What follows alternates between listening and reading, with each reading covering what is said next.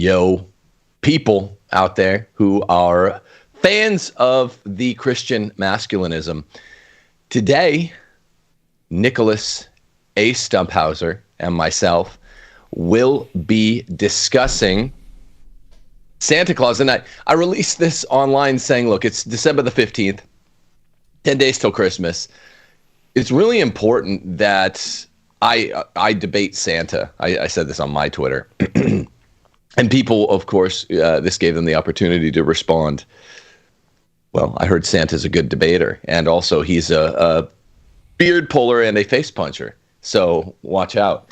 No, I'm debating about Santa with my good friend and colleague and every Friday CMAS co-host, Nicholas Stumphauser. What's up, Nick? We have to get to the bottom of this. And actually, there's going to be substantive parts to this. This will not be a hot debate, but there are substantive parts to this. Is it a lie? Oh, by the way, don't treat this like it's parental advisory, explicit content. Don't let your kids listen to this if you're on my side of things, which is to say, you are someone who's against ruining their childhood, and you do allow them to celebrate Santa. What's up? What's up? Yeah, so this is going to be the first time I think we're on opposing sides of an issue. I think it's funny that it's like this issue. Like this is... Yeah. It's kind of ridiculous because we work together hand in glove on many, many things, and I very, very, very seldom disagree with even your snap judgment. We were just doing some business right now. I'm like, oh, that's good. That's good. That's good. And then we were talking last night, and we learned that we are on opposite ends of the Santa debate. The great Santa debate. Yeah, I mean, okay, so should we name our terms here, Lincoln Douglas? Like, the Santa debate, so people get your children out of the room, kick them out of the room or the car, not if your vehicle's moving. Just stop listening for 30 seconds and deposit them at any one of our nation's stellar public schools. They're just daycares. Just make sure you're not listening right now, because what comprises the Santa debate is this particular question. It's a lot of spillover from a certain kind of evangelical Protestant that used to be unheard of in the Catholic world. Now there's sufficient spillover to make it not unheard of in the Catholic world. Is telling your kids that Saint Nick is at least one of the four causes of usually their biggest Christmas gift. Is this a lie? Is this prevarication? Would you add anything to the terms of this debate, Mr. Stumphauser? I would say also, does it do any harm to them spiritually or cognitively? Does it set them up for some kind of failure in the future? Does it engender resentment at all? And is it a lie? Does it cause any harm? I think those are the two main things. And then I would say also like the utility is a really interesting discussion as well. Like, do we need the whimsy? Do we need the Christmas cheer, the holiday spirit? Is there utility in that, or should we only have the one true myth of Christianity, where each Christmas should we only be talking about the nativity, sort of the trad cath perspective, where it's just sola scriptura, ironically enough. So let's do it exactly like that. Is it a lie? Section 1. Section 2. What are the harms of a lie, or at the very least, how I'll characterize it? I think it's strong. Makes a strong self-evident showing of mental reservation. What are the harms? And section 3, should this be even ideally an austere penitential season? I would think I'll open by saying this. I don't want to do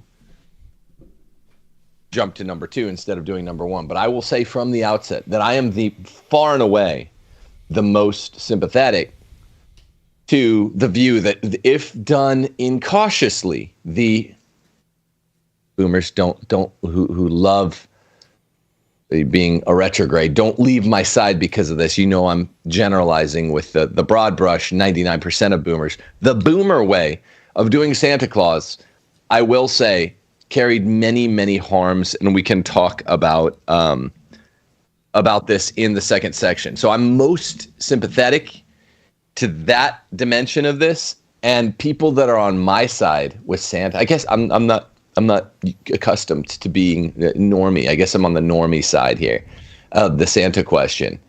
I think it's a good place to be on this one. The SQ. What? The SQ. The SQ. Santa question. The SQ.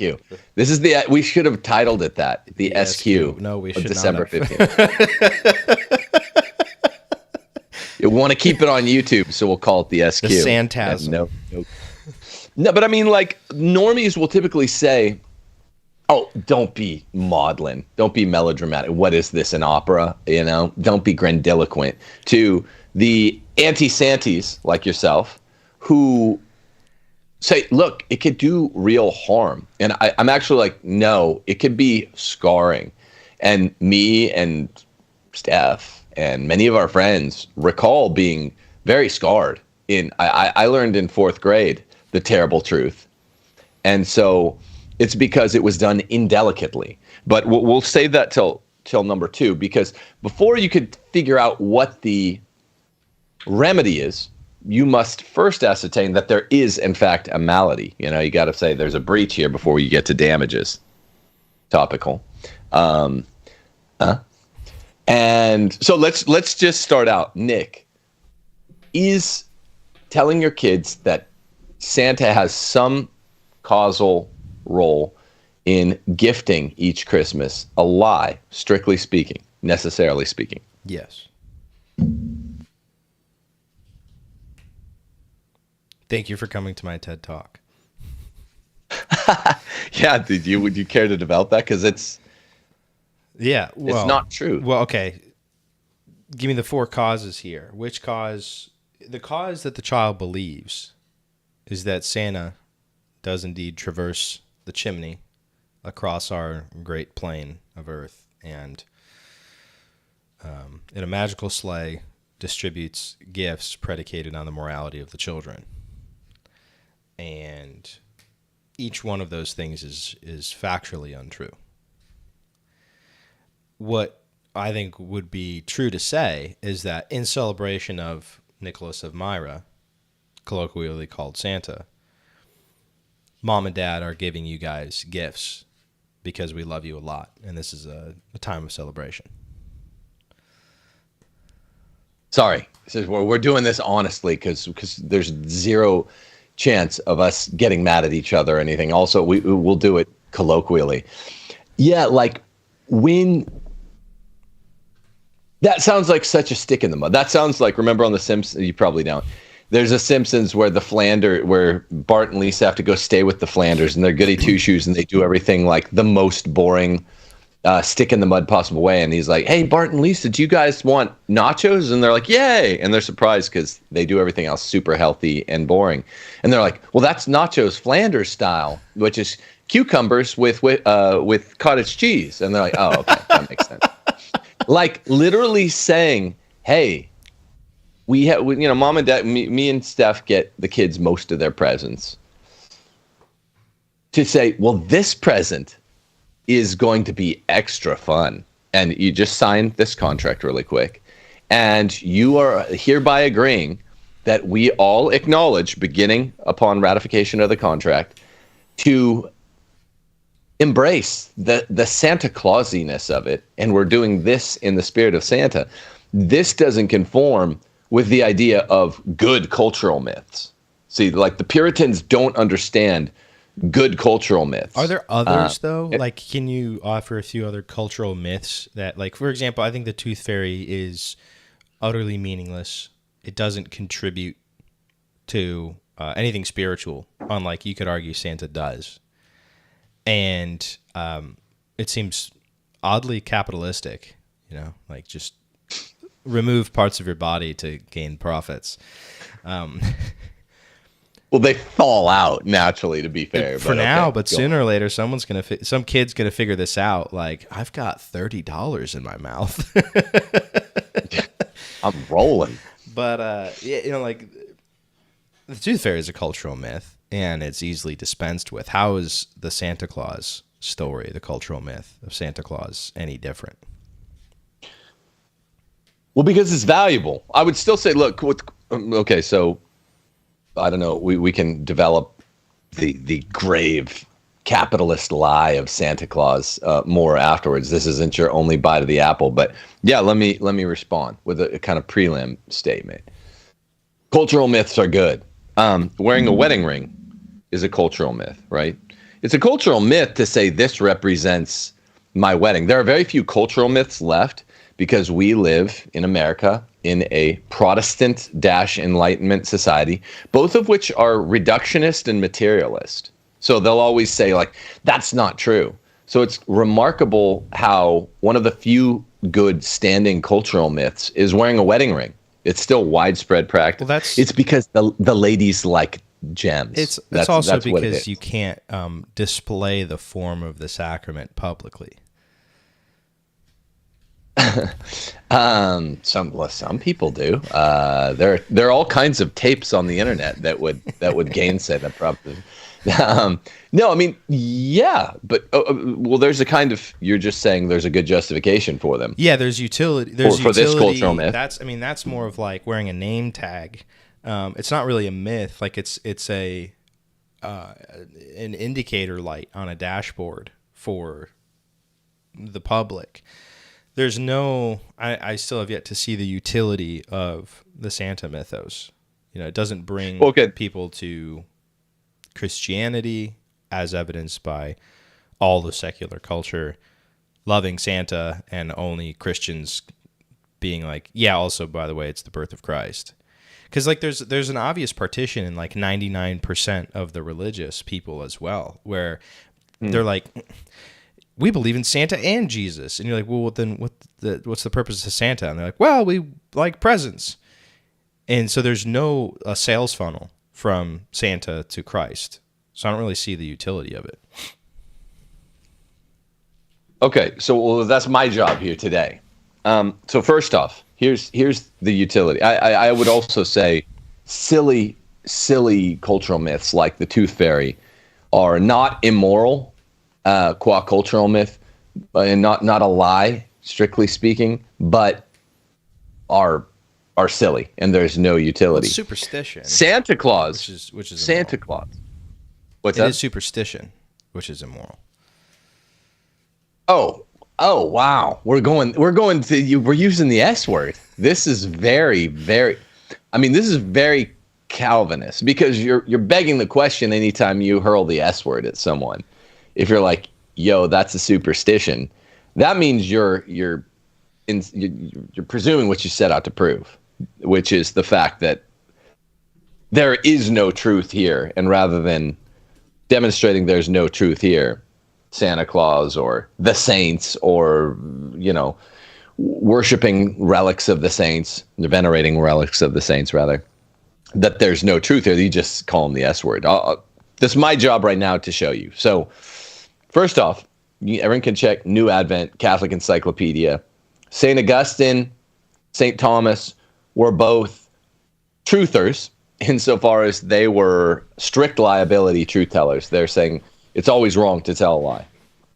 Both of them, go check it at New Advent under something called the mental reservation, doctrine of wide mental reservation,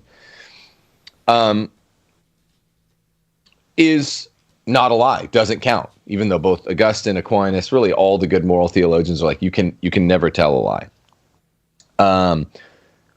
Let me see. I believe, as at present advised, that when one is asked by murderers bent on taking the life of someone hiding in his house, whether he is in sin, no answer should be given. And if this betrays him, his death will be imputable to the murderers, not to the other silence. Or he may use an equivocal expression, which is at the heart of the Santa you Jesuit. question. Yeah. Well, this is Saint Augustine. He's no casuist. Equivocal expression and say he is not at home or something like that. And this can be defended by a number of instances found in the Old Testament. So he might say he's not at home. Or he may, which would be to say, well, are you hiding out like whatever, like Mormons in your floorboards? Anne Frank, because that just takes out the fun, right? This sucks all the funny out of the room. But like, say someone you're hiding out that murderers have come to get. Yeah. And just say Annie Frankenstein. Okay. You're hiding someone out. You don't want bad guys to get whomever. And you say, Annie is not at home. Right. You're saying Annie's not at her home. She's really at your home. And you just spoke something true with the intent of lying. Remember, to be guilty of something, you have to have a grave actus reus, bad act in itself, and a culpable mens rea. All you have is your intent is to deceive, culpable mens rea, but there's no actus reus because what you said is true. Something like that. And this can be defended. It's true subject to interpretation and context, right? So like you ask your son, hey, did you brush your teeth? And he says, yes, I have brushed my teeth. And in his mind, he's thinking, in my lifetime, I have done this task. And you're like, yeah, but I was asking you like right now, and you knew that that's what I was asking you. And so like you deceived me, son. Right. Which is why the conditions for the possibility of using a mental reservation are closely governed. It is not open to kids with their parents. You know, did you brush your teeth this morning? And the kid says, yes, I brushed my teeth. That's a lie. That's reaching the gap. Also, as a matter of subject matter jurisdiction, you're not supposed to use it there. You're supposed to use it with something where, you know, the one would be tempted to utter, just go ahead and white lie. It should be, some good should come of it. So the fact of the matter is that if we apply all this to Santa Claus, the mental reservation, out of the fashion of St. Augustine, what we try to do in our house is, because it's an abiding cultural myth of value, which we can discuss into the values of it, the potential harms of it. But it's a Christian cultural myth that's widespread. St. Nicholas of Myra is an absolute Chad of the early church, one of the first Chads of the church above ground after the Edict of Milan, right? As soon as Christianity becomes legal in like the 317, 8 years later, you have Council of Nicaea. Saint Nick is one of the heroes defending Jesus against Arian heretics at the council. He's amazing. He's also the wonder worker. So he really does have the abilities to do what he claimed. So it means motive opportunity. He was a wonder worker. He was known for bilocating, so he could be in multiple places at once. That's just, again, you just call out BS here, you start sounding like Dawkins or something like that, Hitchens.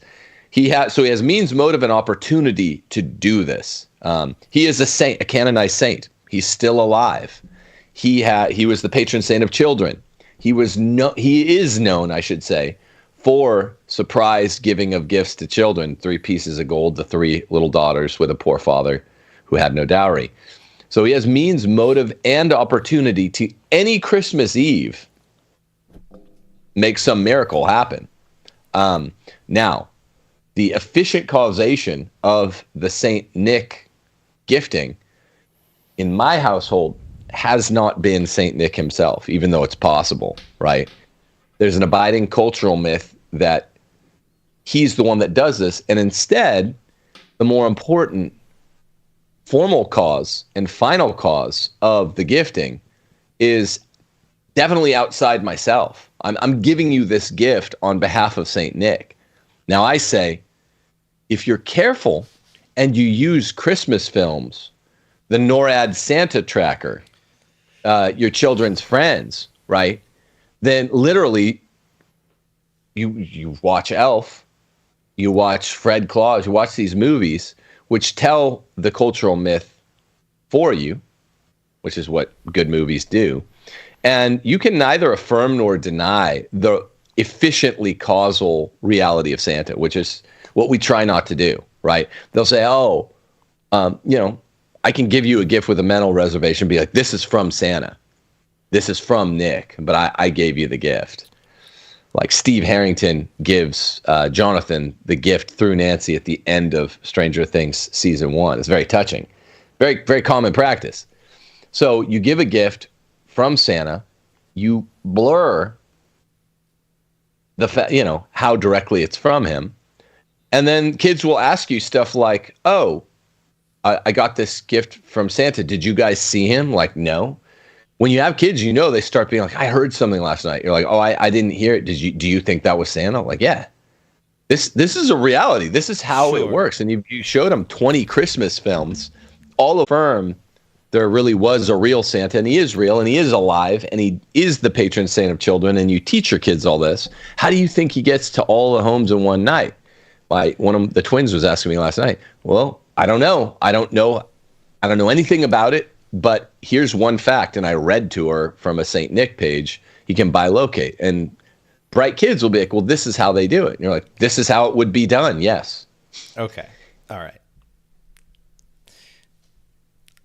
I don't know what... No lies. I don't know what part of an official debate this would be. Would this be my response to your opening remarks or something? So... Superstition is defined by the Catholic Church as the deviation of religious feeling and practices that attribute importance, often in a magical way, to certain otherwise lawful or necessary practices. It is a departure from the worship of the true God and can manifest in idolatry, divination, and magic. The sin of superstition is committed by those who firmly believe in religious or other practices that are either forbidden or useless. I propose to you that the Santa myth is useless and a far cry, a meaningful perversion of the historical account of Nicholas of Myra in such a way that the only thing that you are doing to a child that you actively convince through omission or commission or equivocation of the existence of the jolly bearded fellow is setting them up for a moment where they realize that the moral and theological authorities in their life conspired to fool them, to make of them a fool, to make them believe an aspect of reality that is untrue. Because whether or not you ever said a lie, there was effort exerted to make them believe something that was clearly and genuinely distinct from reality itself.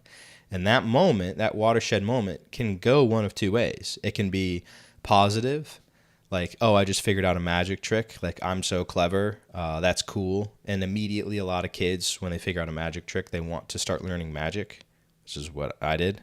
And now I'm a professional magician of 17 years. You get the irony, right, with what you're just saying about superstition. Yeah.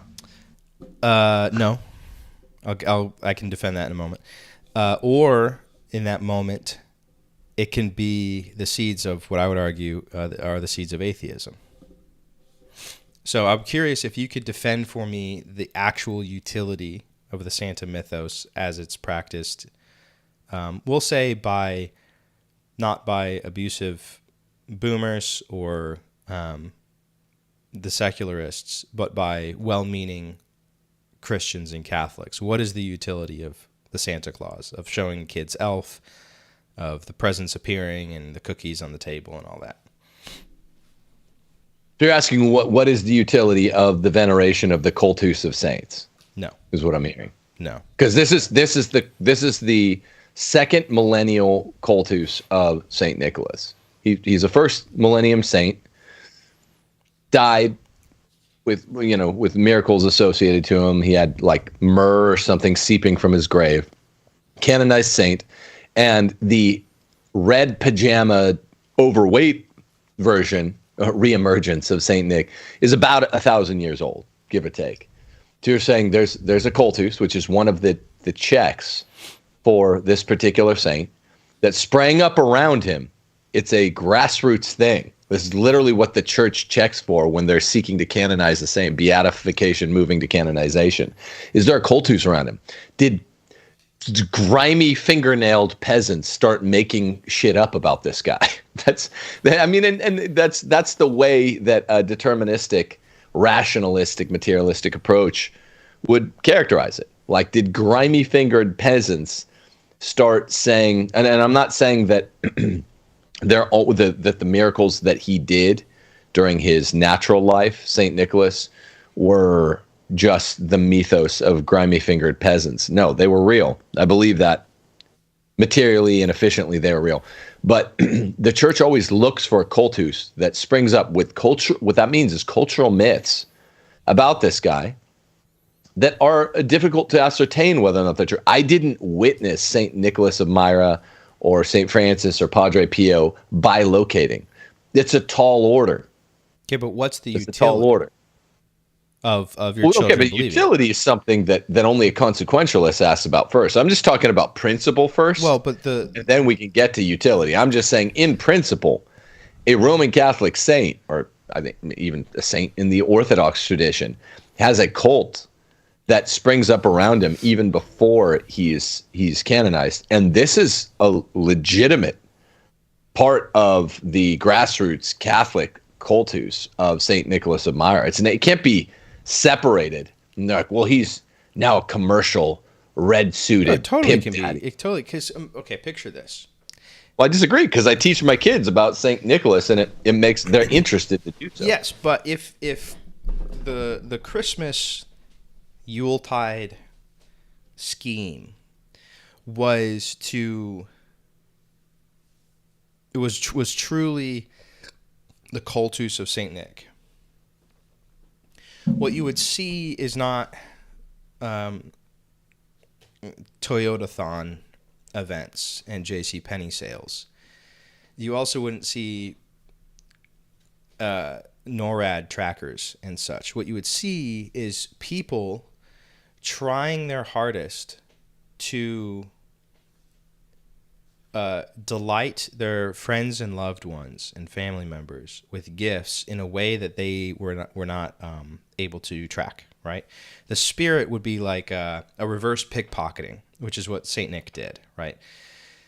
He was able to deliver gifts miraculously and under cover of mystery.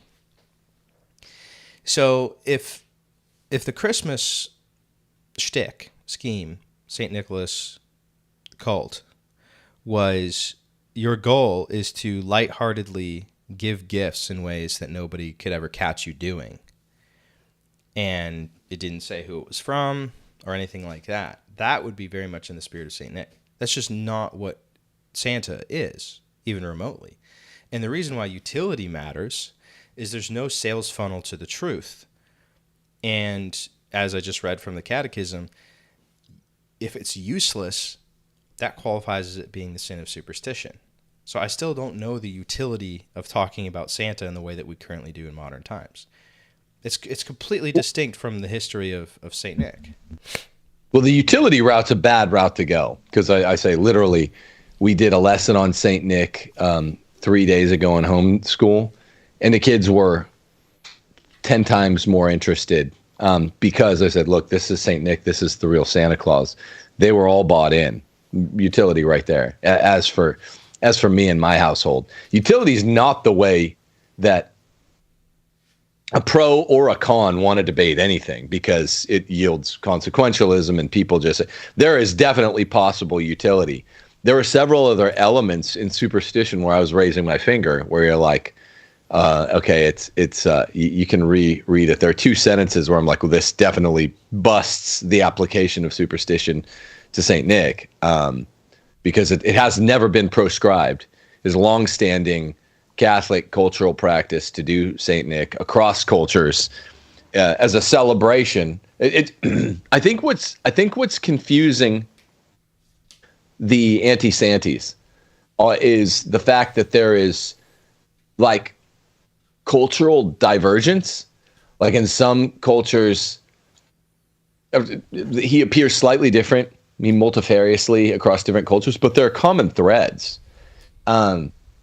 Also, what I think confuses is like you're saying St. Nicholas of Myra was said to have thrown a piece of gold through the window for a poor man with 3 daughters for their dowries 3 nights in a row. One thing, I don't know that that's true. That could be dirty fingernailed peasantry making stuff up about a real saint, but I choose to believe it. The myth that Saint Nick punched or slapped, I prefer it punched. Slapping's not that cool, or pulled the beard of Arius at the Council of Nicaea first appeared in like 1200. That one I choose to believe, right? And we're going to deal with what's all this choose to believe business. Couldn't this become harmful? In number 2, that's where I would hedge and sound a little more like you. But there's a way to do so from my perspective, and while affirming that this isn't a lie.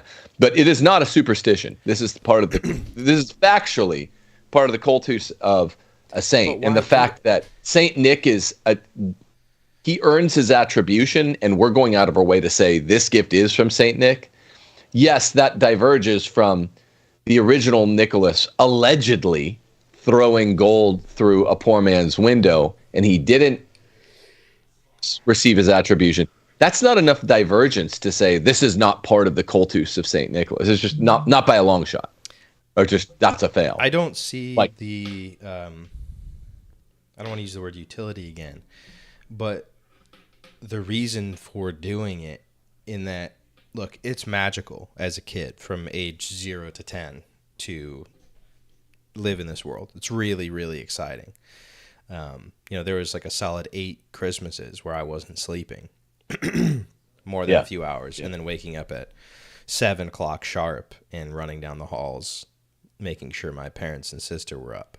That's really amazing.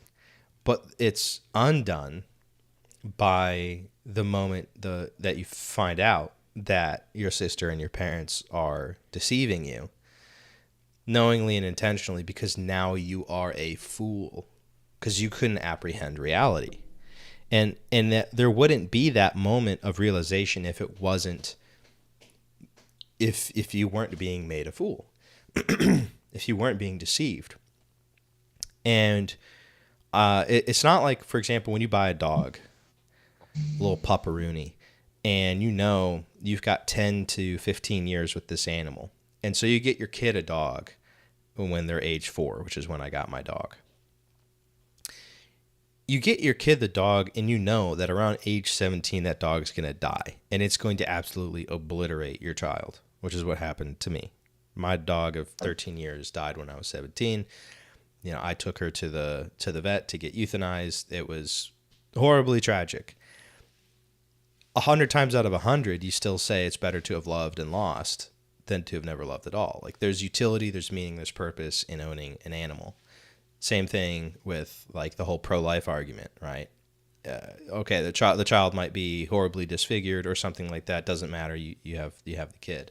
I just can't see any similar reasoning, and I think the utility argument does matter, because when you talked about the equivocations that are integral and the mental reservations that are integral to the Santa mythos, the example that you gave is like, well, there needs to be some good to come out of it. For example, with the Anne Frankenstein thing, where, all right, you equivocated, but it was to save the life of this girl. All right, well, you used mental reservations and equivocation to produce the Santa mythos. What did you gain out of it? And I think that the risk of the child having the seeds of atheism planted deep in their heart is way greater than any like magical experience, when you could just as easily get that without lying to your kid.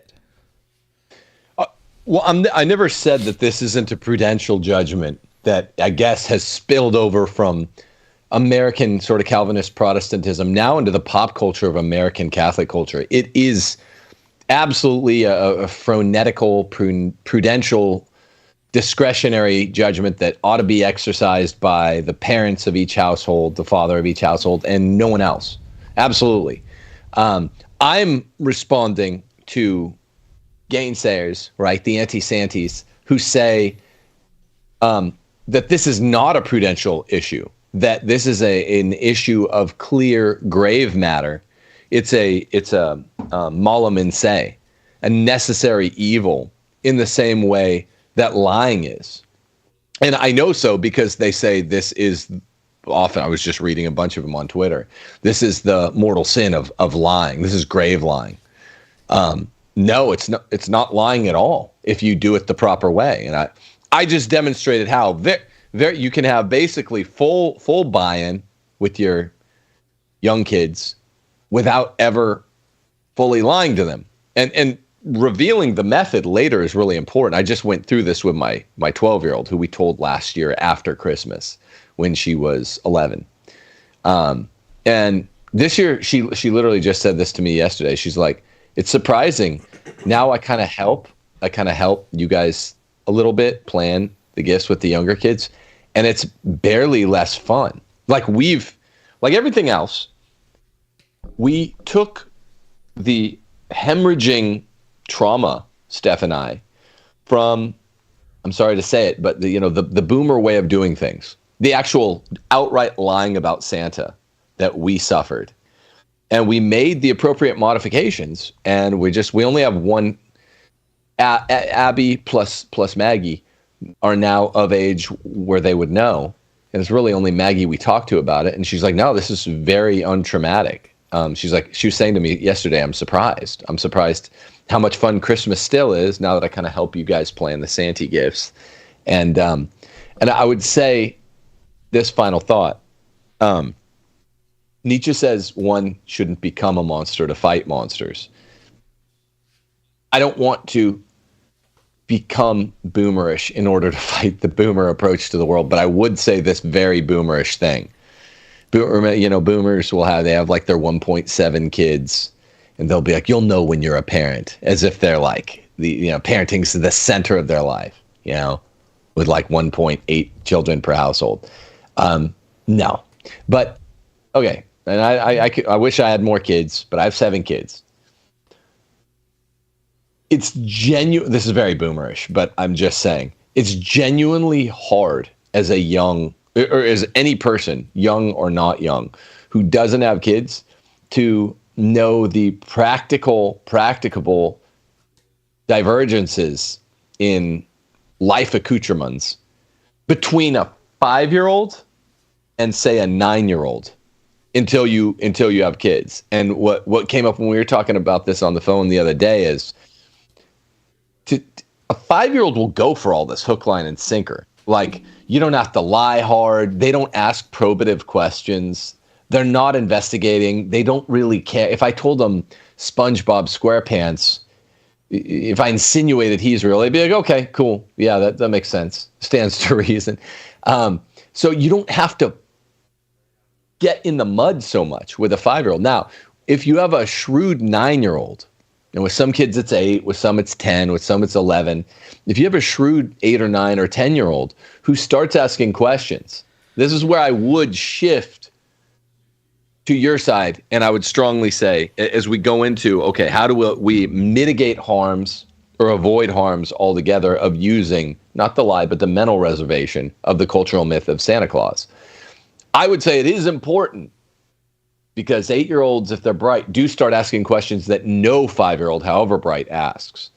And there, at 8, 9, 10, when I started suspecting, that's when, in my childhood, I mean, I had a good childhood, but, and I'm not trying to sound like I'm on my therapist's couch later, but yeah, the boomers had no problem being like, well, sometimes you lie to your kids, and just double down, triple down, quadruple down on Santa. It's like, bro, I mean, I'm not saying anything specific about my parents, but it's kind of like, I ask you this and you quadruple down. Like, no, I promise he's real. That's not cool, right? So you let go gently, organically of the myth when they start asking you more direct cross-examinational questions that would require a lie to defend. What you have to understand is a 5-year-old does not ask questions that require you to do anything more aggressive by way of defending the cultural myth than simple mental reservation. Show them a movie or some elf film or whatever. Hey, this is a NORAD Santa tracker. NORAD says Santa's over Cleveland now, and you show them, and they're like, this is totally real. Now, all I said is NORAD said it, right? I'm reporting truly, not falsely. And, hey, someone ate these cookies or nibbled these carrots last night. Was that a reindeer or Santa Claus breaking and entering last night? But if they ask you that and you respond with, I don't know, it's like, that's a lie. And you can't. Yeah. So this is why it's crafting the mental reservation is an art in the Platonic sense. Like you literally have to, in order to do it correctly. It's also it's a jocund lie, right? Which is actually, if it's a lie, it would be jocund. So it wouldn't be even a venial sin, or the like slightest venial sin. Look at the 3 types of lies. But so yes, there's a mild risk of slipping between mental reservation and jocund lie, but you're not accountable in some grave way. And the point is, at 8, 9, 10, absolutely, once you start getting hard questions from really young adults, any kid that's made his first communion is capable of being sent to hell. So they're really young adults in my view. In the Catholic view, a young adult begins on the day of first confession, first communion. They're brighter. They're infinitely brighter and more probative than a 5-year-old. And this is where I do jump on board, where I'm like, yeah, okay, let me tell you about this. But that gradation to me implies that, or reveals that it is deception. It's just a weak deception that only works on the incredibly credulous and stops working on the shrewd. And so why, isn't it our response? I don't understand how it's any different from saying sometimes you lie to your kids to craft these things such that your young child believes them, but your older child will not believe them. It just works on a younger child. All this evidence is you don't believe in St. Augustine and St. Thomas's teachings on mental reservation. Like that's really all that's coming through, is you really don't, you believe essentially, doesn't matter if the church has it on New Advent or any anti-Santis, not just you. You don't believe in the reality of mental reservations, which is a kind of outlet Can you define that? Because I don't know that we ever did that. Yeah, I started reading. So sometimes I'm on New Advent, and sometimes New Advent is guilty of definitions by example, which are the weakest sort of definition. The closest thing they give to a quiddity for it is the name applied to a doctrine which has grown out of the common Catholic teaching about lying, and which is its complement with an E. That's kind of a definition, but it says, according to common Catholic teaching, it is never allowable to lie, not even to save a human life. A lie is something intrinsically evil, and as evil may not be done that good may come of it, we are never allowed to tell a lie. And this is my belief. Stronghold. This is St. Thomas's belief. This is Augustine's belief. However, we are also under an obligation to keep secrets faithfully, guard the cultural myth of the cult of Santa. One of the few Catholic, I've defined it as one of the few, with a wedding ring, one of the few Catholic truths to still stand at the level of popular culture in Western civilization, which the church built. Sometimes the easiest way of fulfilling that duty is to say what is false, or to tell to tell a lie, but they're not saying that's okay. Writers of all creeds and of none, both ancient and modern, have frankly accepted this position. They admit the doctrine of the lie of necessity, and maintain that when there is a conflict between justice and veracity, it is justice that should prevail. This is not Augustine's position. The common Catholic teaching has formulated the theory of mental reservation as a means by which the claims of both justice and veracity can be satisfied. So it's not the best definition, but Saint Raymond of Pennafort, who was a Chad, uh, is the one that said in his Summa, he quotes the saying of Saint Augustine that a man must not slay his own soul by lying in order to preserve the life of another, and that it would be most perilous doctrine to admit that we may do a less evil to prevent another doing a greater. As most doctors teach this, he says, though he allows that others teach that a lie should be told when a man's life is at stake. That this would be wide mental reservation. But he admits that Augustine has some ground. It's not tightly constricted. Some ground for the narrower mental reservation. And I don't have that up, but I've seen lots on it. So it is not a misnomer to say Augustine has it. So this would be a narrow mental reservation. If you're following these rules strictly, and I'm not saying I always have. Sometimes I've definitely slipped over to the jocund lie in defense of this before I'd thought about it as much with some of the other kids, which produces, if you want to say a final word on is it a lie, I just haven't lied to any of the younger kids in my household. I haven't. But ironically, it produces the paradox that as we move into the what are the harms section, I only have one kid I reason with about this. And like I say, Maggie's one of the older ones where I was less scrupulous about not lying and just keeping my speech restricted to mental reservation. And she is like, yeah, she had nothing like the experience that I had as in fourth grade when I learned about Santa Claus. Because even though I'd started the process probably wrong when she was younger, I had thought about it more and was more scrupulous by the time last year we told her. And I made sure to say, feel free to approach anything you want in the first is it a lie section or to put the cap on. But I made sure to say, look, here's the story of what happened to me, Maggie. In fourth grade, I got the sex talk and the Santa's not real revelation within a couple weeks of each other. And in fourth grade's too young, I think, for both of those, but especially the sex talk. And I was already struggling with low-key agnosticism. My dad had just come into the church, and I was like, I don't know if I believe any of this. Catholic school was doing its work in the 80s. And I didn't have anyone to go to. And I literally started applying, maybe the cultural myth. You know, J.R.R. Tolkien says Christianity is the one true cultural myth. Was as mythical as the red pajamas of Santa Claus or the efficient causation of it. And I didn't have anyone to tell me not. But last year when I told my one daughter who definitely knows, I just said, look, I'm contrasting this from my experience. This is not what I swear to you, this is not the same deal with the empty tomb of Christ, with any of the miracles of Christ. They're absolutely historically real. Like I would bet my life on that. Santa, I started guarding more carefully with you, and I'm definitely doing it with your younger brothers and sisters. I'm only, I'm easing up as you guys are figuring it out.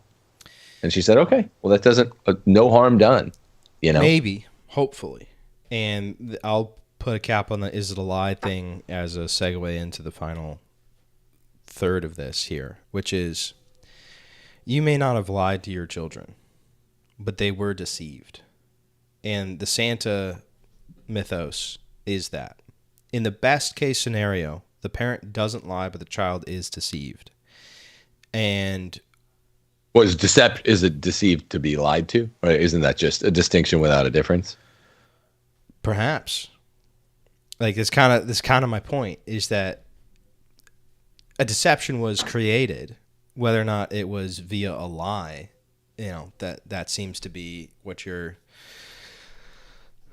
There seems to be an argument to be made that yes, you did not tell a lie, but deception was engendered in the child, and that sets them up for a moment where something really scary can occur because you had to say, I swear the other stuff about Christ and theology and the miracles are true. Please believe me. Trust me. Yes, I know that I just pulled the wool over your eyes for 8 or 10 years. But the stuff that really matters that actually matters, I swear to you, I'm not lying about that. And then the kid is going to start doing the mental calculus and going, okay, well, how do I know he's telling the truth? Because first of all, he lied about this. Second of all, let's look at his actions. Well, mom and him really, did put together this whole thing. They're lying to my other siblings actively. They're putting on a show every year. Hell, they even baked cookies and put them on the countertop. Like, is the baking cookies and putting them on the countertop the same as us going to mass? Am I going to hit 20 years old and suddenly I'm going to realize Christianity's not true, but it's really good to like raise kids in Christianity because then they behave well. And at some point I'm going to have to decide to lie to my kids about Christianity. And it might sound like I've got a runaway train here, but this is extremely real. And like any perspicacious child is going to start doing a one-to-one comparison of the commitment to this deception of Santa and how very similar and meaningful the unprovable non-physical claims of Christianity are. Like, you go and you witness the consecration, and because it's veiled, right, the essence changed, but the accidents don't. It's like, wait a second, that reminds me of them saying, well, like, yeah, Saint Nick exists, and like he may have been the one to put the presents under the tree. I don't know, I didn't see it. And then you come to find out, oh, that was mom and dad. It's like, okay, is all these people in here just thinking like this is a good cultural thing to do? And to me, that's just a worthless risk to take. No utility, no good upside to that kind of risk. A couple things. One, I said all along, you unlike the Catholic tradition, I think you representing any anti-Santis just don't accept that there is a strict mental reservation. I'll send you this new Advent.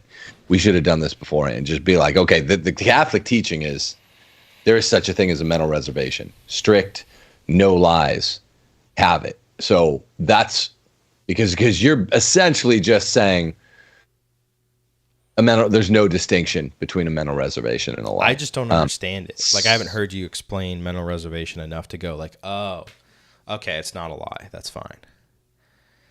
Well, you have to have for any sin, you have to have an actus reus, something that's the actual wrong part, formal essential part of the act that is grave.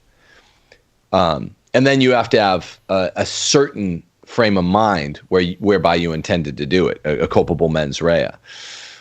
If you have, I've explained this even, I think you and I were talking about what Catholics call NFP, which is not, it's not a thing.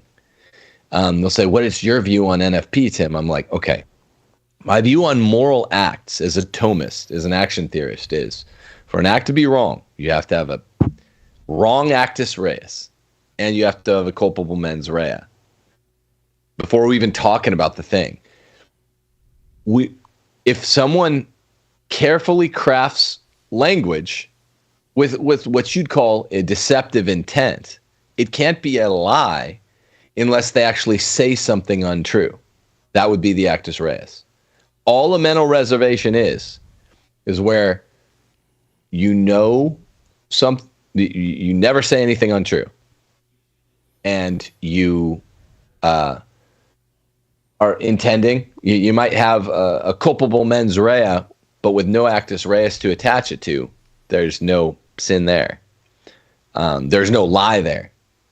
So how does that work if that's air gapped such that you're like, I intend to produce in my child a belief about the world that is not actual, and my child then believes something about the world that is not actual, but despite me being the cause of that, I never actually told a lie.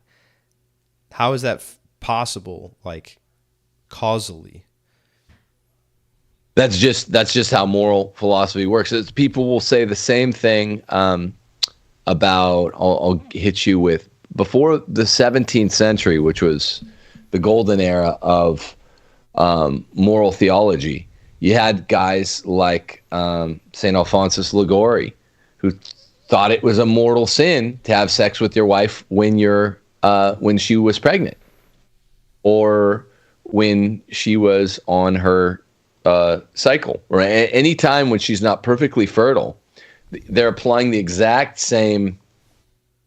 It's very like Manichaean reasoning, body hatred reasoning, where it's like, look, your intent here cannot be procreation. And you're like, the Catholic response, starting in the 1600s, is really like, you have to have an actus reus. There's no such thing as a culpable mens rea by itself. So literally, if every sexual act between a husband and a wife, and it's good because kids are out of the room listening to this for the listener anyway, not listening to this for the listener, then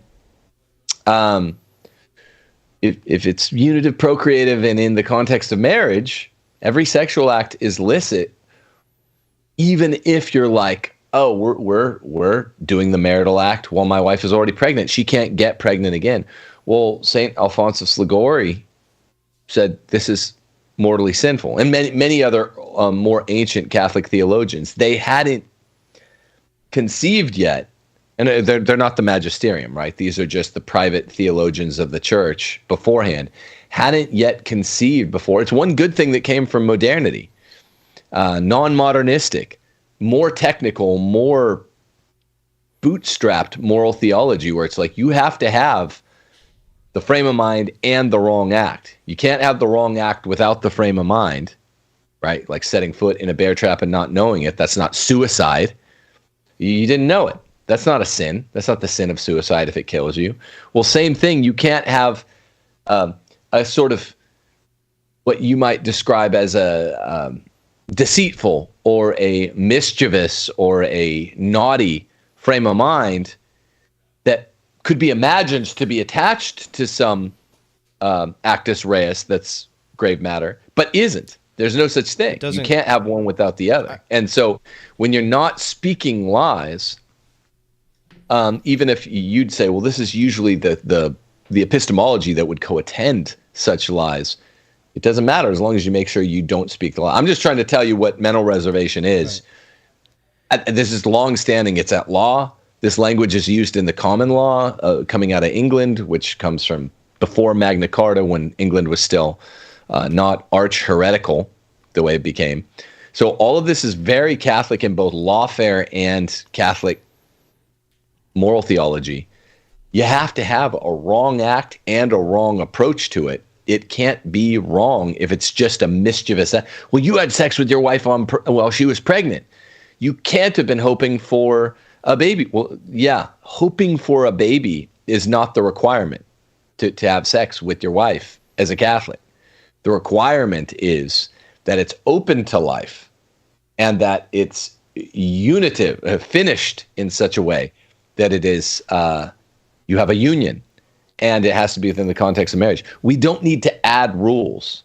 And so I think what people do is they look at this and they're like, isn't this casuistry? Aren't you trying to figure out what's wrong and what's right? And you're like, yeah, trying to figure out what's wrong and what's right. They're like, yeah, but you're trying to stay on the side of what's right, but get close to the borderline. Yeah, of course. We want to do as much as God permits us to do. And people look at that and they think that that's sophistry or casuistry, where you're trying to make the wrong thing right. And it's like, no, I would never want to do that because you can't trick God. I just want to, there are times where we need to operate close to the borderline between wrong and right. And as long as we can definitely demonstrate that we're still on this side of the border, then it's fine. It's fine to at times be closer to it. So I'm not a Manichaean, and I agree with, first of all, thank you for explaining the mens rea more, because in the mental reservation, that actually makes sense. But it seems like Christ would disagree, because he says that if you even look at a woman with lust in your heart, you've already committed adultery with her. That's an act, though. But if you even hate your brother, or if you have hatred in your heart, you've murdered him. That's an act also. Hatred and lust are an act as well, but what about deception? Are you saying that deception is not something that can exist, that you can spend all day thinking, how do I screw people? Like, how do I set up deals? How do I write this contract that it screws this person? But if you never send that contract, you're not sinning. Well, no, the analogy. So this is really important. It came up when Dennis Prager went on Matt Fradd. Remember that? That was the other thing I was going to bring up. Okay, so Augustine's very specific about this. There are two types of acts. There are, like, he calls them vocal acts and mental acts or actual acts. And for what Jesus' stipulation to the people of the Old Testament is, don't look at a woman because looking at the woman lustfully, it's an action. You're using your eyeballs.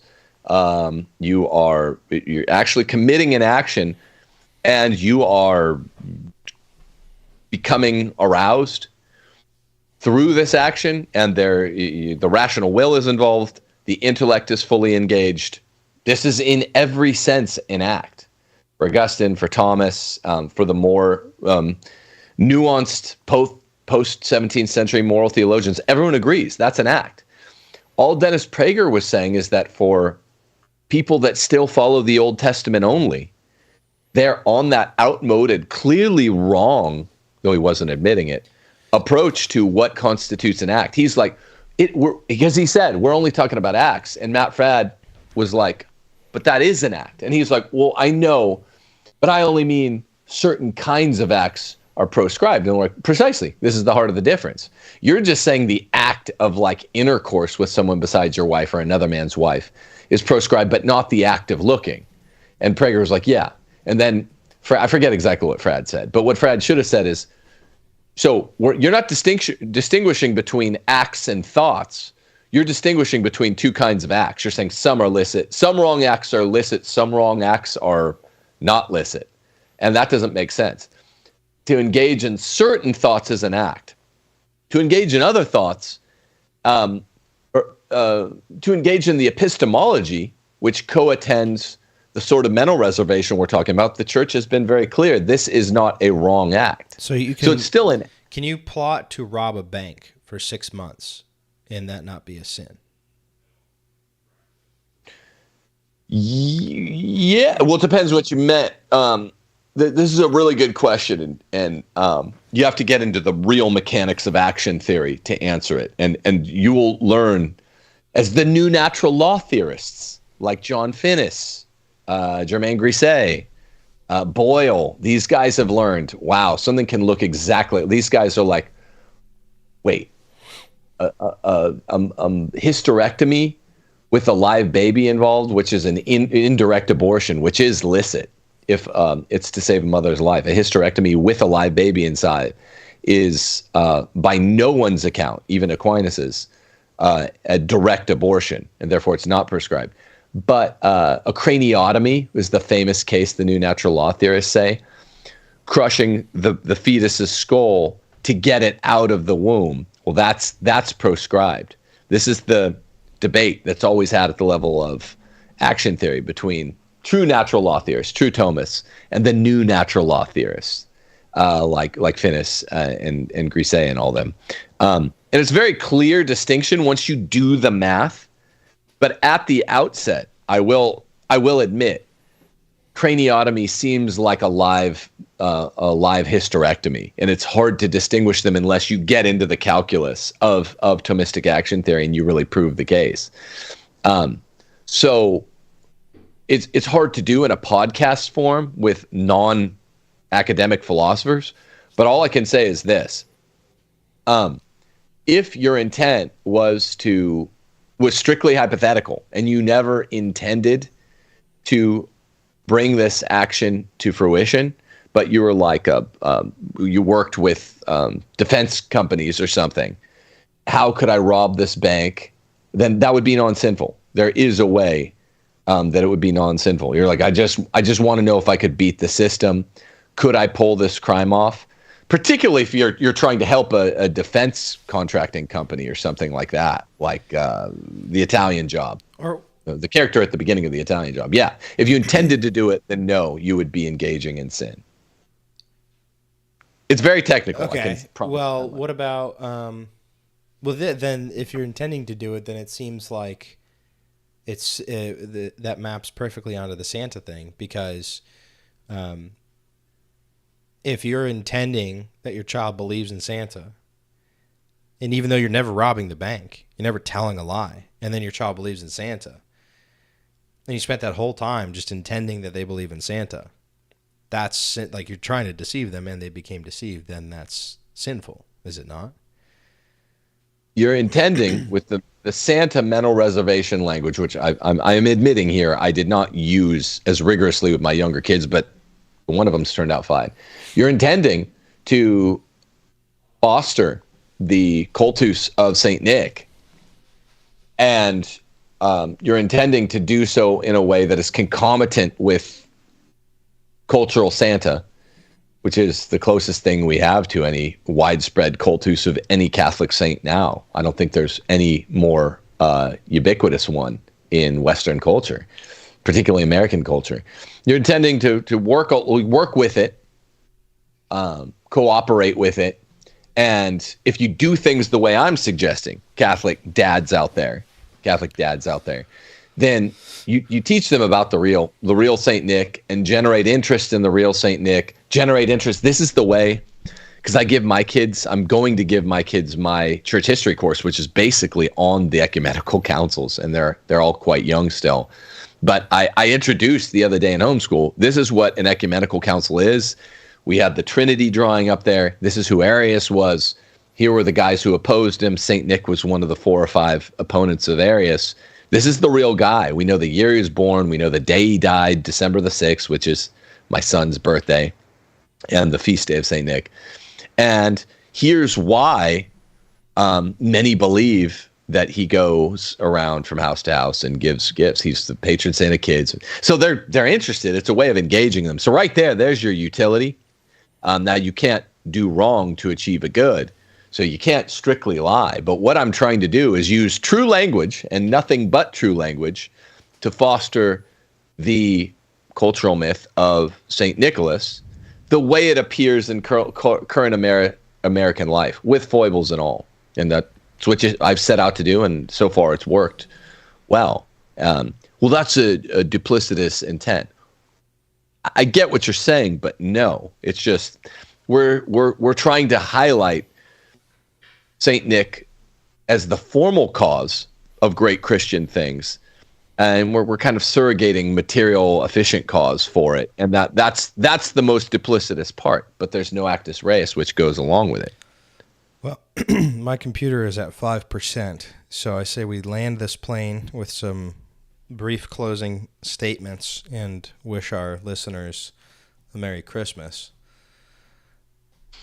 Yeah, some of whom might freak out that we're saying Merry Christmas before the end of Advent, which I think is the perfect segue to section 3. This is a penitential season, isn't it? Well, yeah. Gaudete Sunday, which means joyful Sunday, is in 2 days. So it's not penitential in the same way that Lent is. It is. There's a pink candle specifically to remind us that it's a different kind of penitent Advent. And that's why putting up St. Nicholas decorations on St. Nick's Day, which is at the beginning of Lent, is not a mortal sin. That's why it's understandable, because Advent, unlike Lent, is a strong mixture of pink and purple. It's not just purple. If you wait for all of Advent to begin celebrating Christmas and or St. Nick, those of you who do it, then you will not have much of a Christmas season at all. So there is I think you're with me on this, a really fertile ground for mixing in some Gaudete with Advent. And guess what? The church is too. I don't think we disagree on that, right, Nick? No. St. Nick. No. Yeah. But I do want to address, by way of saying, look, the austerity mavens in the church, a growing movement, especially those applying it to St. Nick like a lot of Protestants did in the 90s. Virtually no Catholics I knew growing up with did. The austerity mavens, I do think there's a strong, strong hint of Manichaeism in this, because it denotes a very, very heavy dose of a fixture, a mental fixture with the material. What's the material way the kids are getting their presents? I can tell you, honestly, every Santa gift I've ever given my kid, that is not a gift from me. That is a gift from the patron saint of children, really and truly. So there's a preoccupation, a Manichaean, body-hating preoccupation with, well, how did it get there? It's like, okay, that's actually the least interesting part to a Christian mind, how it got there. This gift is not from me. My computer's going to die. Just keep talking. Okay. I mean this really and truly. So parish orphans out there, it's very, very important that you understand how literally I mean. We buy our kids at least one or two kind of big presents from Steph and me every year that are separate from the Santa gift, because that really is a gift through the mediation of us from the patron saint of little children. And once you get your mind around the fact that we mean this literally, every one of those Santa gifts are actually on his behalf, we wouldn't take credit for it any more than you would if you bought a gift for your dad at the request of your dad. You know, then all of a sudden it becomes clearer. Oh, yeah, this is a with like the delivery.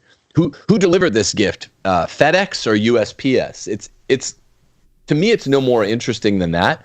To kids, it is, and that's what I think throws everybody off.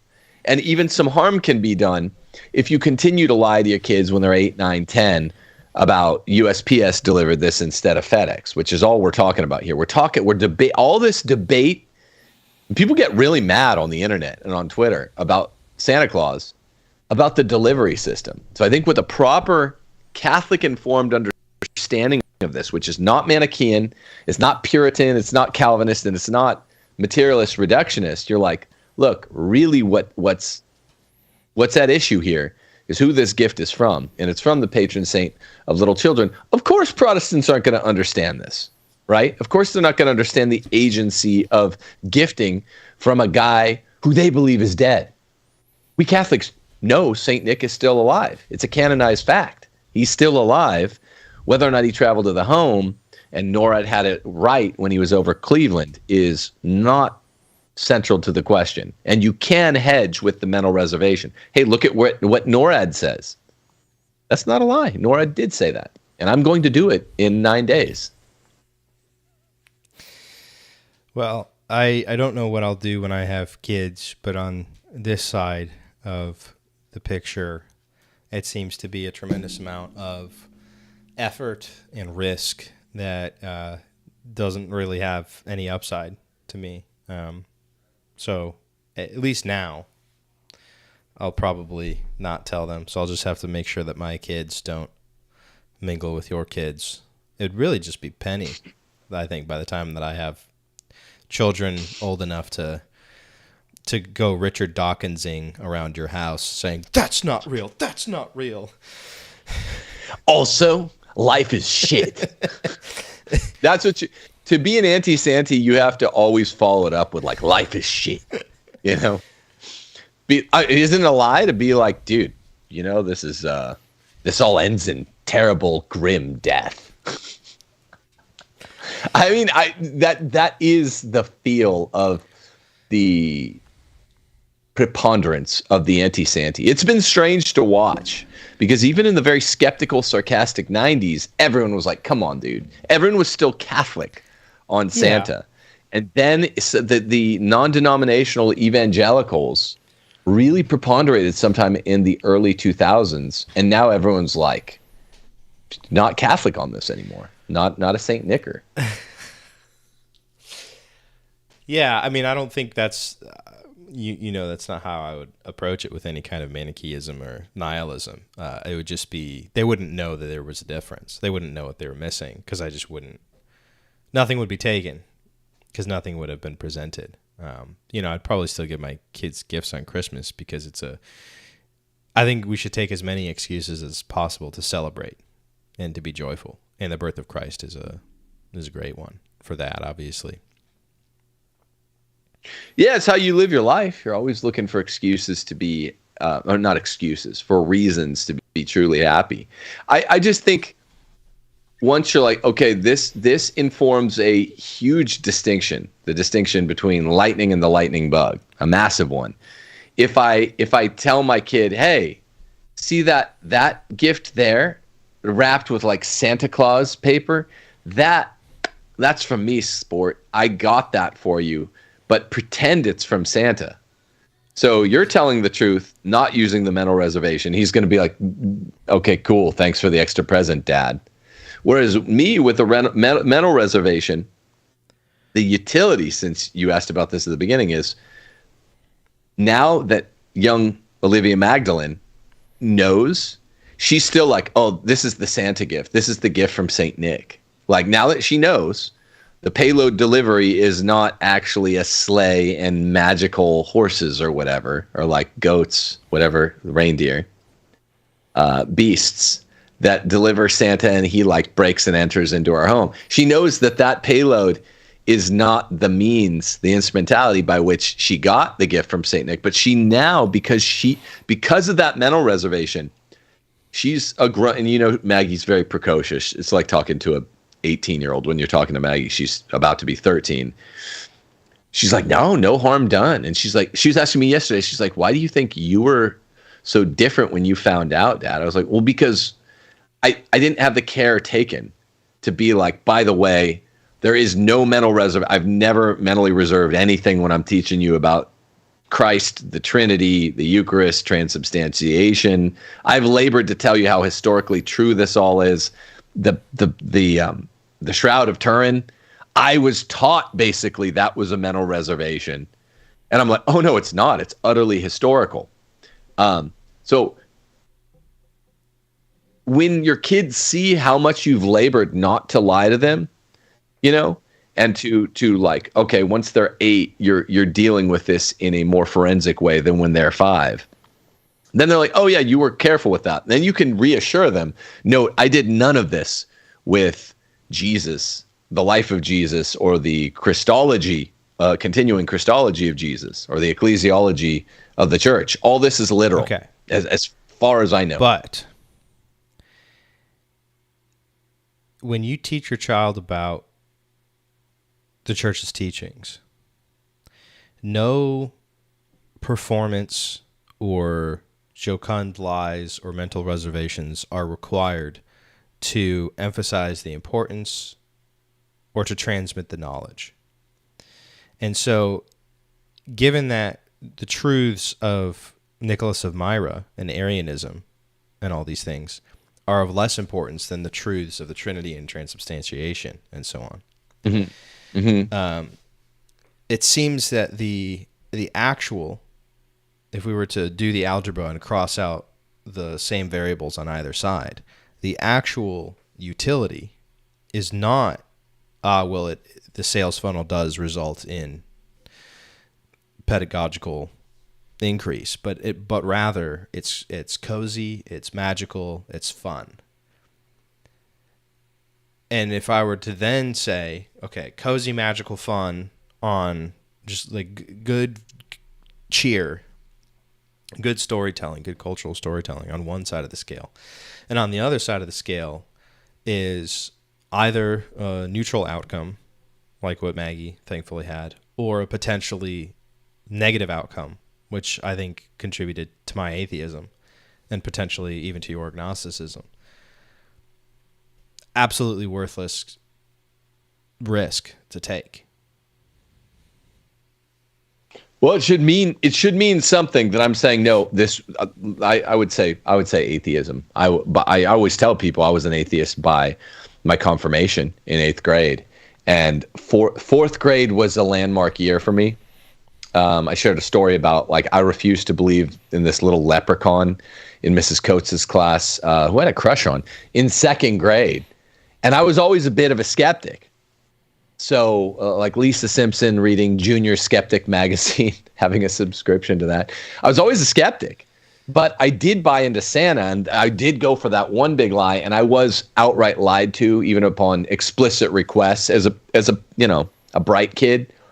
I was, mom and dad, is this you? And to be like, no, it's definitely not. Like, you can't do that with your bright fourth, fifth grader. You can't do that, people. I'm out there saying that. But for 5, 6, 7, 8, if they're not so discerning, as long as they're enjoying it, there is self-evident utility is such a weak argument for or against anything, because like most Catholics also don't understand this. This is a kind of throwaway point. Thomas talks about the goods, the different kinds of goods. There are goods of adultery, right? And, again, the Manichaean Catholic, not you, Nick, but the Manichaeans are like, no, you can't say that. No, there are goods. It's called the first principle of practical reason in Aquinas. Do the good, avoid the evil. The Thomistic psychology is really specific that, like, well, if there are no goods in adultery, no one would ever do it. Same thing with Quran. That's why I've said that before. There are goods in suicide. Yeah. But, yeah, there are goods in suicide. People feel like this will be it doesn't mean there's enough good to get them over the hump, right, of the first principle of practical reason. But people freak out. They don't understand. That's how utility is. Utility just means, are there any goods in this? And it's like, well, yeah, there's utility on all sides of everything. This is why consequentialism is a morally ridiculous argument, among the fact that it's just false. But yeah, to say, oh, well, there's comfort. They're part of the cultus. It's a Christian cultus. They get to be part of some cultural myth. That's good. It is the myth of Saint Nick. People can't, might not be perfectly told the perfectly Catholic way, but I would also say there's real utility in even having all these pagans we live with having the stupid Toyota-thon. I say that's good too. I mean, this is one of the last standing remnants of Christian cultural myth in Western civilization. I'm hard for that point. Same thing with like wedding rings. Yeah, most of these people, I live with a bunch of Baptists. Half of them are like divorced. But the wedding ring, even though it's cheap on a lot of their fingers, the way they wear it, it's still a really important Catholic leitmotif. And I'm happy that it's preponderated the way it has. St. Nicholas is still a huge figure. He's partly misfigured, but he's still a huge figure in American culture this time of the year, and I'm here for it. I love it, and you don't have to lie. And yeah, I hope I've given people some tools to today, at least if you are interested in doing this, because there's real value in being with the culture the few times we're allowed to, not being a weirdo that's like cloistered. The few times we're allowed to, Santa's a great opportunity to do it. You could do it, no harm done. You just have to distinguish. You have to put in extra hours, which is what parents, especially fathers, are called to do anyway. And a lot of us didn't have those extra hours put in all these ways.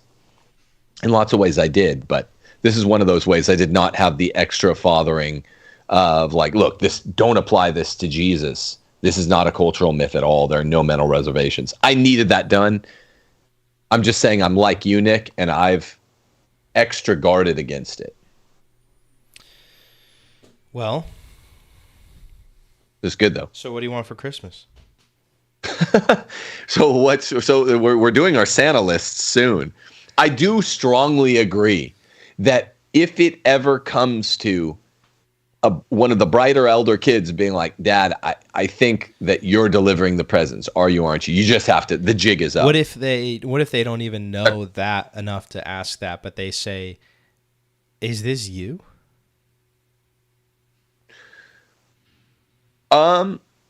As a young person, wow. So I had a call planned and it turned 12. Like 2 seconds later, this person called. Promptness is uncouth, people. Stop being on time. It's uncivilized. Arrive fashionably late. Straight promptness. That I literally watched my clock turn 12, and then I was wondering if this would happen. Holy cow! Be civilized, people. Be 5 to 10 minutes late, like a person. Let me text this person. We'll get off, but That's a tough question. You mean if the 5-year-old says, "Is it you?" That I would probably, if it's a 5-year-old and I know there's not going to be de rigueur follow up, I would say, "Is Saint Nick me?" No, I am not Saint. I am not Saint Nicholas. So Jesuit. Classic mental So reservation. Jesuit. It's not Jesuit. Okay, Nick thinks I'm Saint Nick. Everybody. That's even more Jesuit. You know? No. And now if they said no, give me 5, bro. 5. I have a Canadian caller. I wonder if that, like, atomic level of promptness is a Canadian thing. I mean, that was insane. I'm speaking of scarring. That's mentally scarring. It was like 12. No, you can never tell a lie, which involves an actus reus and a culpable mens rea. I don't want people saying, like, Nick's a baller, Tim's for lying. Like, I am a truther. You cannot tell a strict lie. But if someone says, "Dad, are you Saint Nick?" I'd say, I am absolutely not Saint Nicholas of Myra, who's this person that you're talking about. If they say, "Did these gifts arrive by sleigh?" which no 5-year-old has ever said, because they just buy the movies because you've shown them like 20. You say, look, what I would say is, were you watching Elf, Fred Claus, Christmas Story? Were you watching all those? I'd rather let them tell you when they're young, because they don't ask follow. That's what I'm telling you, Nick. Even a bright 5-year-old does not dig. And you're saying, well, this accrues against you. This militates against you, Tim, because they're trusting you so much. But it's a cultural myth, and you use mental reservation, and you never lie. And you do have to do it carefully. And when you tell them all of this stuff. You show them this show the day they find out. All right. Well, that was thorough. Yeah, it was good, right? Yeah. We're still friends. Because, I mean, there are going to be people on either side of this. I'll say this. Last hedge thing. I do think the concern that you have and that others harbor is less ridiculous than I did when in the late 90s, and even I was like an old teen, all Catholics celebrated Santa, and a lot of evangelicals were popularizing not. I then just mocked it. Like, this is so Protestant and Manichaean. I do get more why. And that's weird that I didn't get it a little more then, because I always told people a lot of my atheism, as a young man, accrued to the way that Santa was dealt with. But I also knew that there was a tactful way to do it, even though I might not have known what a mental reservation was in the late 90s. So I give it more heed, and I pay it more. I've even paid it more heed and more concern and more scruple over the last 10 years. And like I say, I was less careful about it with the older kids, and they're doing fine. So that's it. I won't say any more. Oh, by the way, would you just, as a parting shot, explain? Yeah, because I did see a comment. CMask will return to a 4-man format. Yeah, because I saw a comment about this. We're not slowly killing off our cast members. This is not. Elliot is on to other projects. It was a totally amicable transition. He just let us know, like, hey, he's got a lot on his plate. He's got a lot going on. He just released a book, and he's doing a lot of coaching stuff, so he couldn't dedicate the time to it. We will have him back on in the future. He's always welcome, and there will be shows. We promise. Yeah, and there will totally be shows that we should collaborate on. Will was just indisposed today. Will's not going anywhere. And Dr. Mike, the swap out for you and Dr. Mike Robillard, totally amicable, and he too will appear at some point on a new show. At some point, we have a replacement for Elliot that makes a lot of sense. Yeah, very excited for that one. We'll announce that. We'll have a show in person with him. Yeah, that'll be really fun. 2 Fridays from now, I think. 3 Fridays from now. 3 Fridays. We'll be introducing our intrepid new co-host. But I know it sounds like cope to be like, everything was amicable, I promise, nobody's mad, but like, it's legitimately true. And like, adult men can collaborate and stop collaborating without like bitchy gay drama, and that's what happened. So, well, I get that people are like, look, you have, outside of a week, after Tim, you left Taylor Marshall, you've never ever like collaborated again. That looks weird. Like that looks weird. Yeah, and I've never told people like I don't, because this is kind of what we're talking about with Saint Nick. I never lie. I'm never like, yeah, it's there's weirdness there without going into it more. So this is the contrast. This is exactly what I'm saying to do with Saint Nick. There's no weirdness with Elliot or Mike. We will do a show once it's the four of us, me, Will, you, and Elliot's replacement. We will do a show with a 2 CMask alum where we will have all 6 of us on together, and that will prove it in folks' mind, because we're starting to get the questions about it. But it's good we address. Yeah. Cool. Merry Christmas, Timothy. Merry Christmas, Nicholas. And it's about to turn 12:05 on the dot, and then it's going to be like the second it turns 12:05. Since I said give me 5, it'll be like, okay, 5 minutes. So sorry, Nate. Sorry, 300 seconds. All right, guys. God bless you all.